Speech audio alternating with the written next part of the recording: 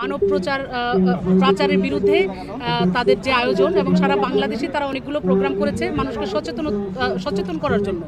এই সচেতনতামূলক কনসার্টে আমি শিল্পী হিসেবেই আসলে এখানে আমন্ত্রিত।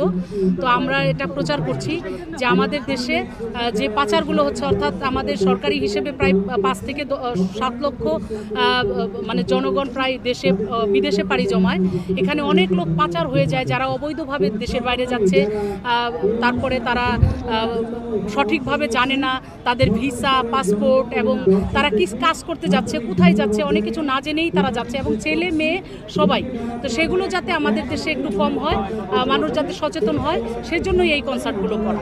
এটাই হলো আজকের মূল উদ্দেশ্য আসলে। আর তো আপনি একজন সচেতন নাগরিক এবং একজন সংসদ সদস্য, এই অবস্থান থেকে মানব পাচার প্রতিরোধে আপনার কি ভূমিকা থাকবে? এবং আমি প্রথমে বলবো যে মানুষকে সচেতন করাটাই হলো আমাদের মূল উদ্দেশ্য। কারণ কি, আমি কিন্তু স্টেজে বলেছি যে সরকার প্রশাসন যেটা না পারবে, একটা মানুষ সচেতন হলে তার কোনো সমস্যাই আসলে থাকে না।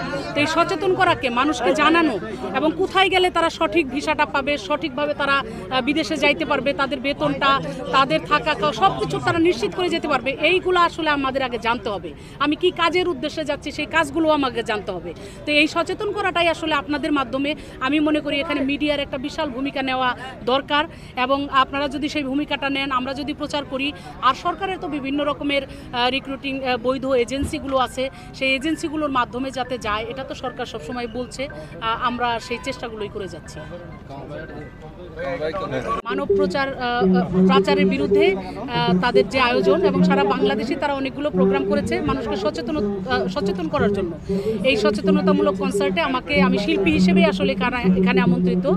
তো আমরা এটা প্রচার করছি যে আমাদের দেশে যে পাচারগুলো হচ্ছে, অর্থাৎ আমাদের সরকারি হিসেবে প্রায় 5 থেকে 7 লক্ষ মানে জনগণ প্রায় বিদেশে পাড়ি জমায়।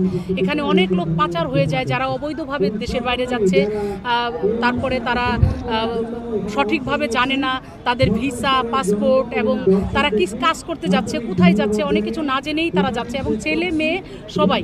তো সেগুলো যাতে আমাদের দেশে একটু কম হয়, মানুষ যাতে সচেতন হয়, সেজন্যই এই কনসার্টগুলো করা। এটাই হলো আজকের মূল উদ্দেশ্য আসলে। আর তো আপনি একজন সচেতন নাগরিক এবং একজন সংসদ সদস্য, এই অবস্থান থেকে মানব পাচার প্রতিরোধে আপনার কি ভূমিকা থাকবে? এবং আমি প্রথমে বলবো যে মানুষকে সচেতন করাটাই হলো আমাদের মূল উদ্দেশ্য। কারণ কি, আমি কিন্তু স্টেজে বলেছি যে সরকার প্রশাসন যেটা না পারবে, একটা মানুষ সচেতন হলে তার কোনো সমস্যাই আসলে থাকে না। তো এই সচেতন করাকে, মানুষকে জানানো এবং কোথায় গেলে তারা সঠিক ভিসাটা পাবে, সঠিকভাবে তারা বিদেশে যাইতে পারবে, তাদের বেতনটা, তাদের থাকা সব কিছু তারা নিশ্চিত করে যেতে পারবে, এইগুলো আসলে আমাদের আগে জানতে হবে। আমি কি কাজের উদ্দেশ্যে যাচ্ছি সেই কাজগুলো আমাকে জানতে হবে। তো এই সচেতন করাটাই আসলে আপনাদের মাধ্যমে আমি মনে করি এখানে মিডিয়ার একটা বিশাল ভূমিকা নেওয়া দরকার। এবং আপনারা যদি সেই ভূমিকাটা নেন, আমরা যদি প্রচার করি, আর সরকারের তো বিভিন্ন রকমের রিক্রুটিং বৈধ এজেন্সিগুলো আছে, সেই এজেন্সিগুলোর মাধ্যমে যাতে যায়, এটা তো সরকার সবসময় বলছে, আমরা সেই চেষ্টাগুলোই করে যাচ্ছি।